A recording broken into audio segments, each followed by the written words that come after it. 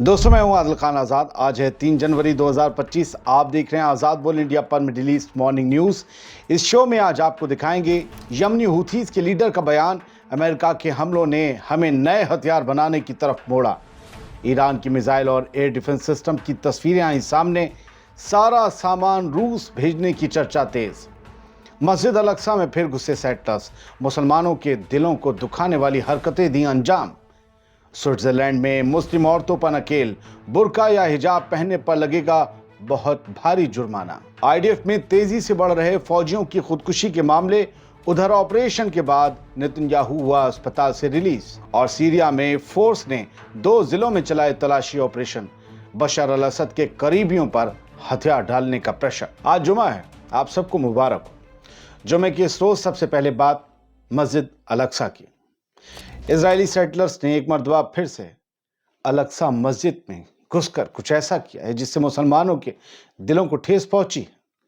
ये settlers Israeli फौजियों और पुलिस वालों के साथ है, उनकी निगरानी में थे, उनकी निगहबानी में थे, और इन्होंने सब कुछ किया जिससे दिल दुखे।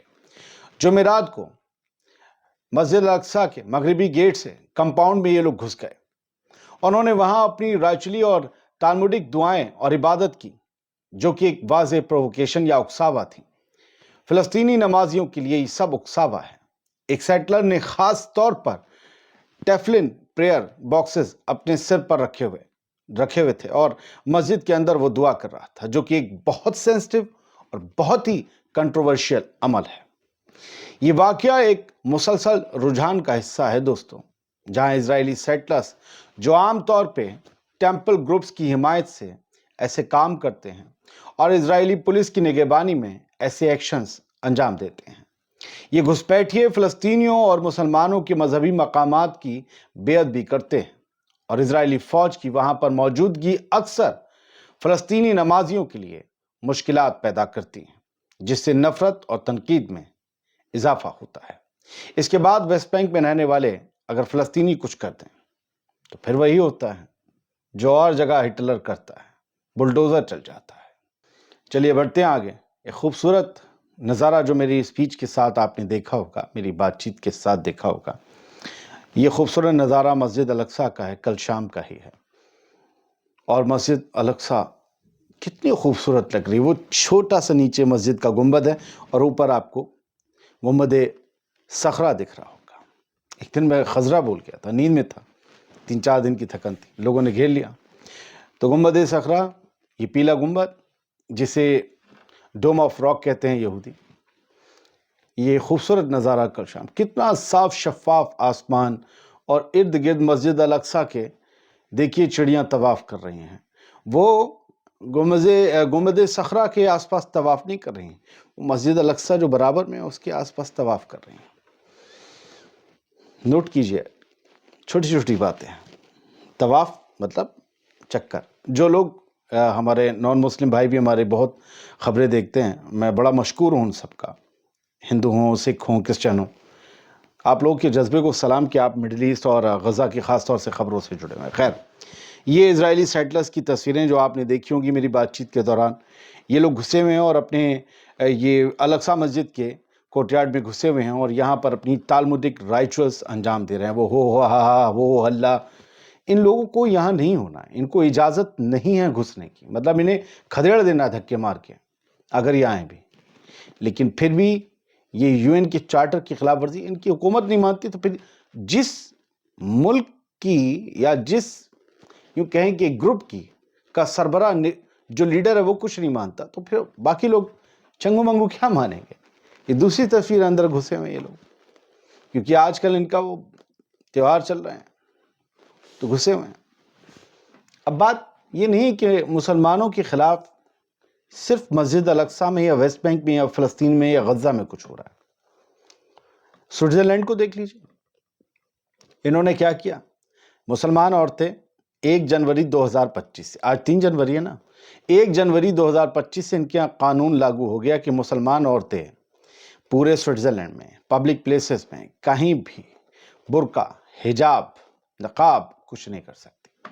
अगर उन्होंने ये किया तो उन पर करीबन $1100 तक का जुर्माना पड़ सकता है। अब देखिए ना, ये एक AI से जनरेट की है इमेज। एक तरफ गिरजाघर है और उसके ऊपर वो झंडा लगा हुआ है स्विट्जरलैंड का, दूसरी तरफ ये हिजाब करी हुई हैं बहन, तो ऊपर लिखा हुआ नो बुर्का। ये रिलीजियस औरतें हैं जो हिजाब करती हैं। वो चर्च में नन अपना सर ढक सकती है, तो ये औरत क्यों नहीं? वो नन जो हमारी बहनें ही हैं, ईसाई बहनें, उन पे तनकीद नहीं है, बस बराबरी की बात है। वो जब नन मार्केट में भी आती हैं, कहीं बाहर आती, तब भी उनका सर ढका हुआ होता है।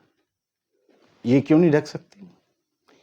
ये हुकूमतें हैं जो पॉलिसी बनाती हैं लोगों को बांट कर अपना फायदा कमाने के लिए। लोग ऐसे कभी नहीं चाहते, चाहे वो ईसाई हो चाहे हिंदू हो।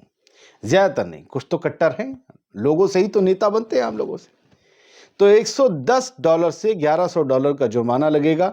फ्रांस, ऑस्ट्रिया, बेल्जियम और डेनमार्क पहले ही बुर्के को बैन कर चुके हैं।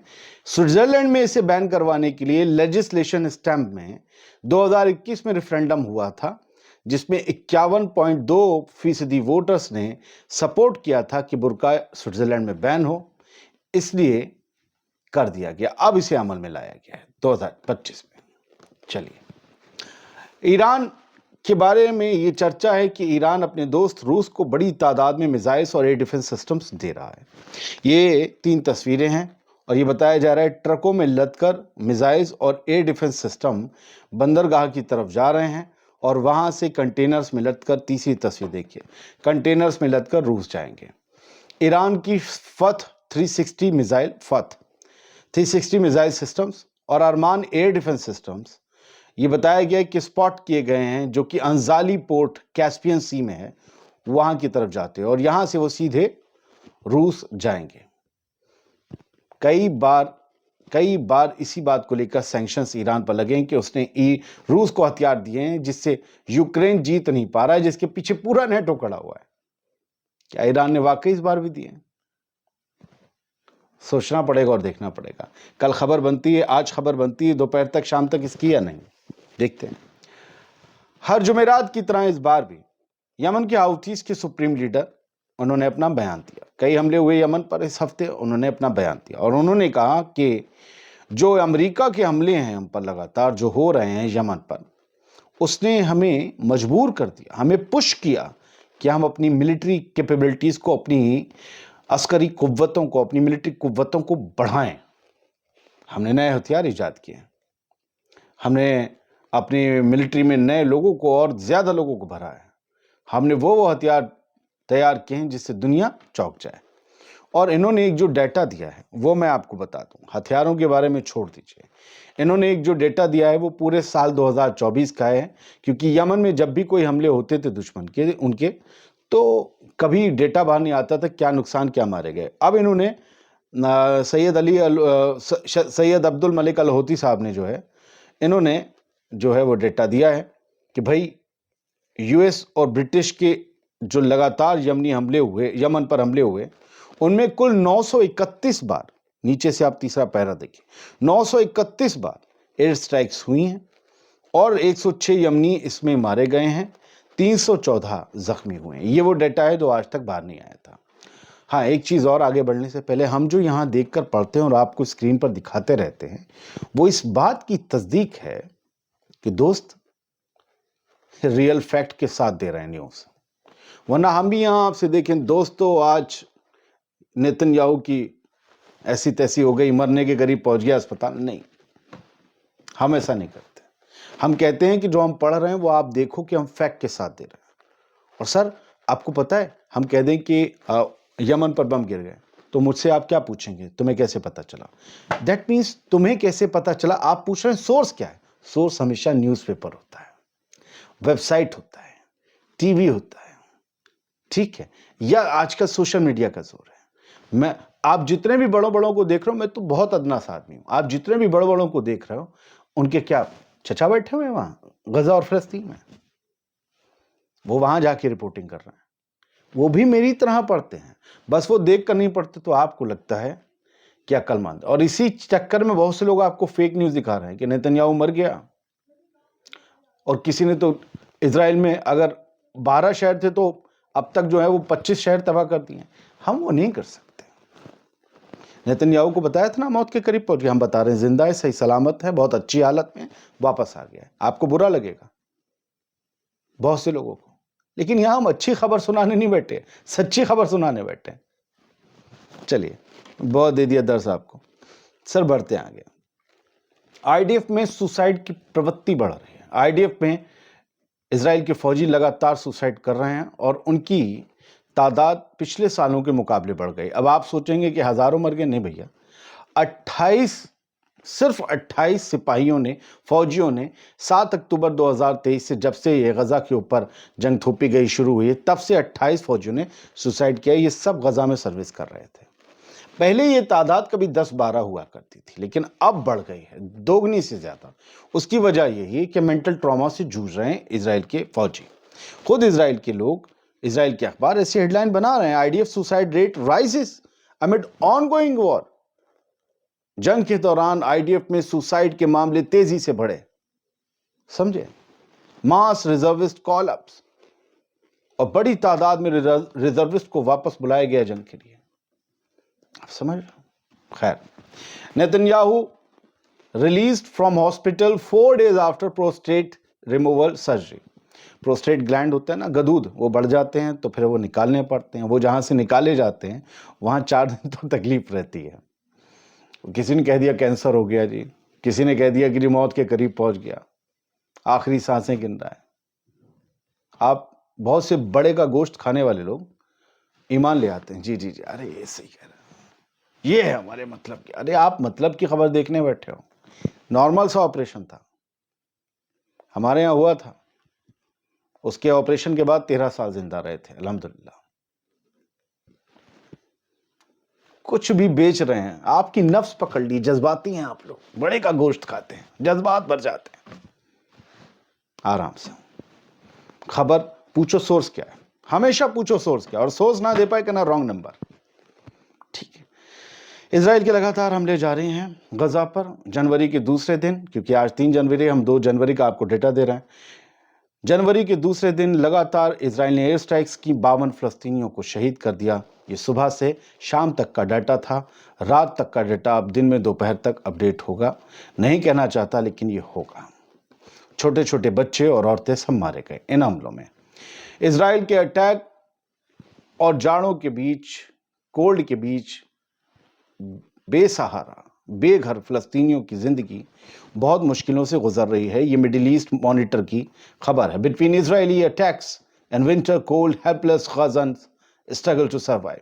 جوجھ رہے ہیں زندہ رہنے کے لیے. کیوں؟ میں موٹی موٹی آپ کو چیز بتا دیتا ہوں کہ غزہ کی میونسپلٹی نے, سیکنڈ پیرا ہے, غزہ کی میونسپلٹی کے اسپوکس پرسن ہیں حسنی موہنا.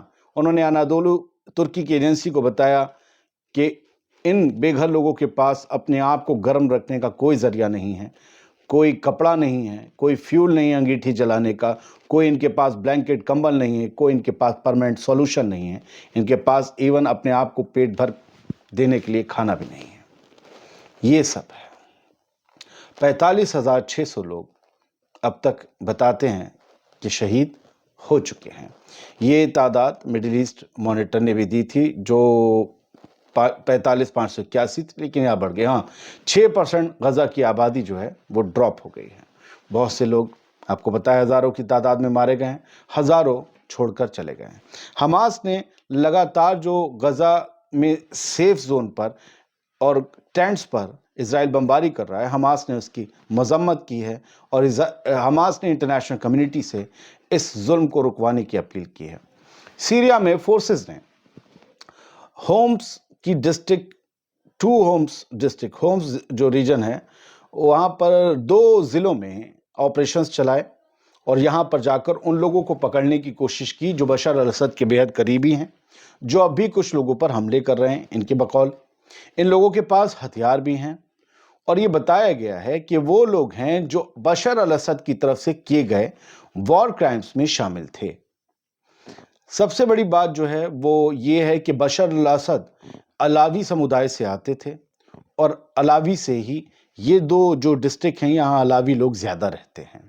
تو اسے آپ ایک نظریاتی جنگ کے دور پر بھی دیکھ سکتے ہیں۔ جو بشر کر رہے تھے وہی اب جولانی کریں گے، یہی تو ہوتا آیا ہے۔ اس میں عام لوگ پستے رہیں گے، کبھی علاوی زبر تھے اب علاوی زیر ہیں، کیونکہ ان کا بادشاہ چلا گیا۔